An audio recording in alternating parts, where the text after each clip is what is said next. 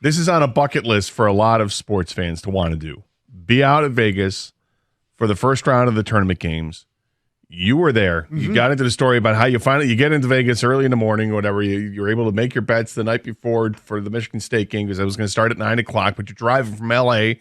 to Vegas. You're going through Zix. You get to see the giant thermometer with a temperature gauge out there, and you go through Barstow and all that. And you finally get to Vegas. And what's the sportsbook scene like were you there at 9 o'clock in the morning to see this? No, we were at we went into Whiskey Jack's place. Right. Oh, sorry. There was nobody. We had to ask the guy to turn on the TV in the bar. So what time did you get to Vegas? We got to Vegas probably around noon Vegas time. Okay. So getting in for those afternoon games. Yeah. And you go straight to the sportsbook? We checked in and all that stuff, and then went to the sportsbook. And what the greatest thing about watching games at the sportsbook during the tournament, and it's any time, but especially the tournament because the place is packed, is all of a sudden you'll hear this unbelievable roar, and you have no idea why. And then you realize that, I don't know, just pick your game. In the Creighton game, somebody hit a shot to hit the over in the first half. Right. And there's just a lot of that going on. Yeah. And it's just great.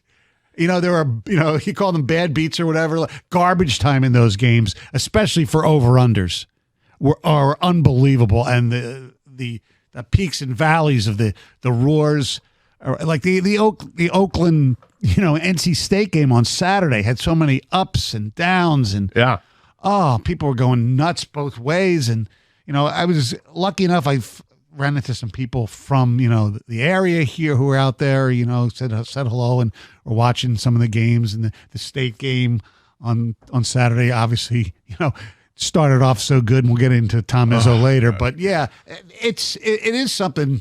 And I imagine even at the sports books here, I assume they're pretty crowded for the first weekend of March Madness. I would have to think. I mean, my friends and I went up for dinner on Saturday night, and we were at a Mexican restaurant in Troy. Celebrating your birthday. Happy birthday. That's right. Thank you very much. Thank you very much.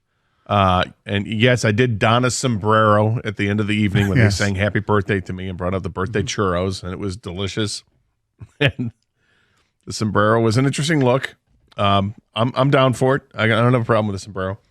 But the restaurant was packed, and it usually is because it's a pretty good Mexican restaurant. Mm-hmm. But it was packed, and it's not a place to watch the game, although they do have two TVs there. I'm like rubbernecking because I'm caught between both with obstructions in my way to trying to watch the game and then figure it out with the Michigan State game. And then Oakland, once Michigan State game was kind of out of hand, they switched over to the Oakland game for the first half of that, and I'm watching that. So, being at a bar for this is going to be crazy. But being at a sports book is like every sports fan's, I don't know if it's a dream, but it's like, I think it's something that everybody wants to experience once in their life, to be at a big Vegas sports book to enjoy this. I remember one of the first times I went to Vegas and I saw I had no idea what a sports book was. And my friend and I went down there. I'm like, this is the greatest thing I've ever seen in my life. Yeah. It's like early 90s and there's nothing but TVs with the games on. And I'm not saying this because they're an advertiser. I went there for a little bit just to see Mike and Rico on their show on Friday. The book and they weren't even in the book. They were in a ballroom that was packed. That they had TVs. They had people who could, little tables for wagering and things like that. It was incredible. And then downstairs is the sports book at the circuit. It's incredible. It's unbelievable. I saw it a year and a half ago. We went to Circa, and I wanted to see what the sportsbook was like. I was blown away. Yes. How beautiful it is. I mean, it's all brand new, and it's incredible. But, to try to get a spot there, I mean, it's elbow to elbow with people, and, but you find your little packs of people voting the same or betting the same way. Right. So you can feel comfortable about it. I know. But the cheers that go on are absolutely incredible. 248-539-9797 is the telephone number. Same or to text. Just curious if you've had that same kind of that feel that you wanted to do. This is one of your sports fantasies, to go to Vegas for the opening rounds of the tournament. Mm-hmm. So did you spend basically your entire time in a sports book? No, we didn't. As I didn't stay in my room, but we walked around. We went to, in Vegas one day. I hung out at the pool. Yeah. And the games were going on, but I didn't care. I just wanted to chill out. Is that where you got your Savage tan? I got that a few weeks ago, probably when I was in Florida. But yes, it helped a little bit. We went to the Sphere one night.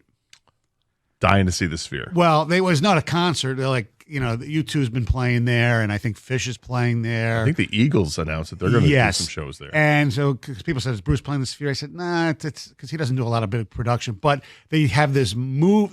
First of all, you get in there. It's worth seeing. It's just weird being in a venue that seats like 18,000 people, but it's just straight ahead. There's nothing behind stages or anything like that. And you walk in and you got to get there earlier to do all the interactive stuff. So we got there early. And you're talking to like robots and things. It's like, to me, that I could care less. Some guy's wearing like a Georgetown shirt, and he asked a question. What do you think of? And it said Hoyas. What do you think of my Hoya shirt? The Hoyas. And then she's basically, talking about Georgetown. Right. So anyway, so then we go in and they show this movie. It was called Postcard from Earth. It was freaking believable. It's like the most amazing IMAX theater you can ever see. Oh my God. And the quality and the sound, they say there's like 90,000 speakers or something in there, and then you can't see them. And it's just, I highly recommend it.